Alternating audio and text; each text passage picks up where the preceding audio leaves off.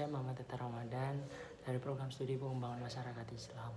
Di sini saya akan menjelaskan tentang pelatihan kewirausahaan bagi pelaku usaha kecil dan binaan koperasi di Rumah Susun Sederhana Rusunawa, Cipinang Besar Selatan.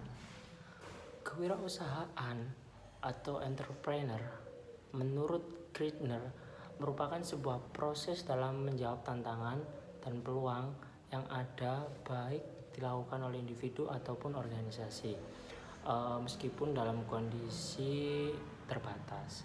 Sedangkan menurut Zimmer dan Skerberg, kewirausahaan adalah seseorang yang memulai dan menciptakan suatu usaha baru dengan skala resiko dan ketidakpastian yang dihadapi dengan tujuan untuk meroleh keuntungan yang lebih besar tentunya.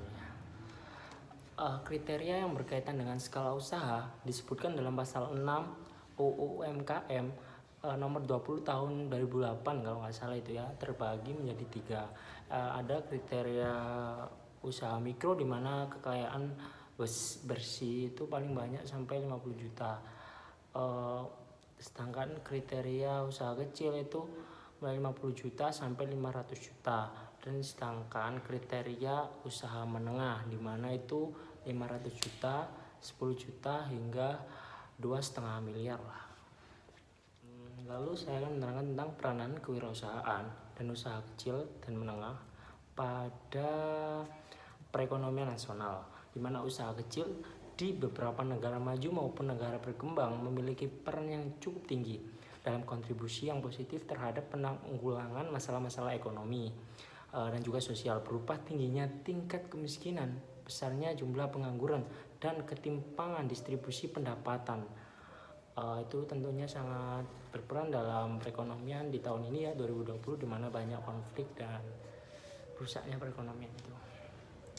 Lalu pada tanggal 7 Oktober 2016 di Kelurahan Cipinang Besar Selatan, Jakarta, yang menjadi apa yang saya bahas ini itu ya tentunya, pengabdian pada masyarakat P2M mengadakan kegiatan pelatihan.